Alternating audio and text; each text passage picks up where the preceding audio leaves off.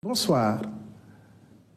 Dans un souci de modernisation et d'accessibilité à l'information gouvernementale, nous inaugurons aujourd'hui une nouvelle approche, plus interactive et simplifiée, pour vous informer des décisions prises en Conseil des ministres.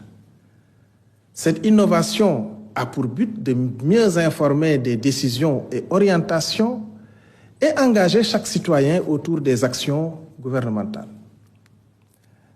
Ainsi, le porte-parole du gouvernement que je suis et au besoin, les autres ministres sur des questions relevant de leur département se succéderont devant ce pupitre.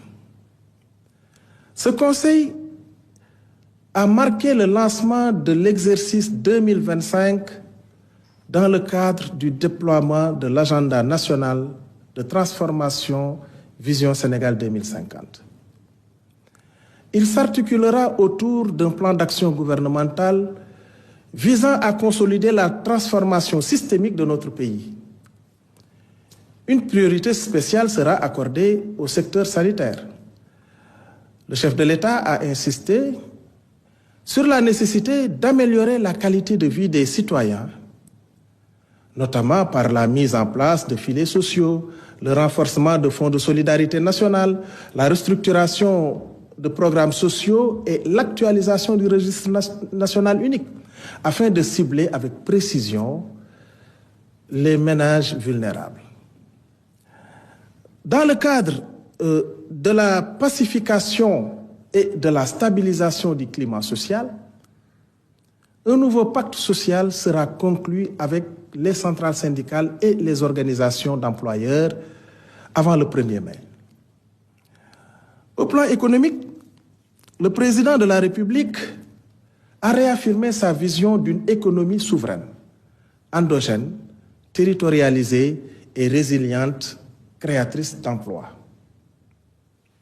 Ainsi, une importance capitale est accordée à la finalisation du projet de loi sur la souveraineté économique destiné à protéger les secteurs stratégiques tels que le pétrole et le gaz et à renforcer les intérêts des entreprises nationales, particulièrement dans le secteur privé.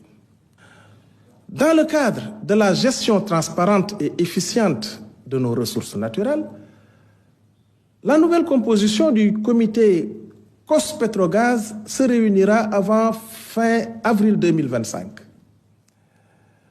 Le développement économique régional, quant à lui, se fera par la mise en valeur des pôles territoires de manière à maximiser leur potentiel d'emploi à travers des projets structurants.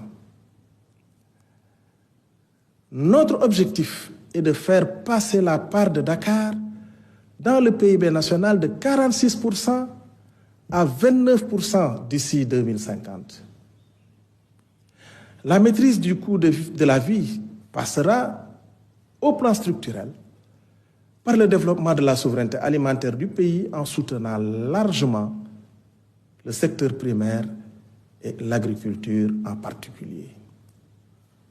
Le gouvernement a déjà consenti un effort budgétaire de 140 milliards de francs CFA pour atténuer les pressions conjoncturelles sur les prix et sera intransigeant sur le respect des prix intérieurs.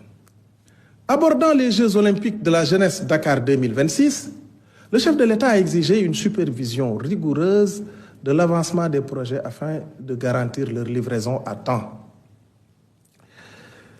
Soucieux d'une exécution efficace des politiques publiques, le Premier ministre a annoncé la mise en place d'un dispositif renforcé pour le pilotage, le suivi et l'évaluation des programmes et projets découlant des 26 objectifs stratégiques et des réformes du plan quinquennal 2025-2029. La rationalisation, la priorisation et l'efficience dans l'utilisation des ressources publiques restent un enjeu majeur pour le gouvernement. C'est pourquoi le Premier ministre a décidé que toutes les dépenses d'investissement seront validées à son niveau. Un tableau prévisionnel des opérations financières de l'État sera soumis par quinzaine. Au plan législatif, 2 projets de loi d'envergure ont été adoptés par le Conseil. D'abord, le projet de loi portant réglementation de la microfinance en application des directives de l'UEMOA. Ce texte consolide la gouvernance du système de microfinance, renforce la protection des épargnants, encourage l'inclusion financière, favorise la mobilisation de l'épargne nationale et intègre des innovations couvrant le champ de la finance islamique. Ensuite, le projet de loi portant réglementation bancaire qui internalise la loi uniforme relative à la réglementation bancaire dans les États membres de l'UEMOA. Il renforce la gouvernance globale du système bancaire, assure une meilleure cohérence de son cadre réglementaire et prévoit, au-delà de la supervision, la mise en place de dispositifs de résolution. Voilà, mesdames.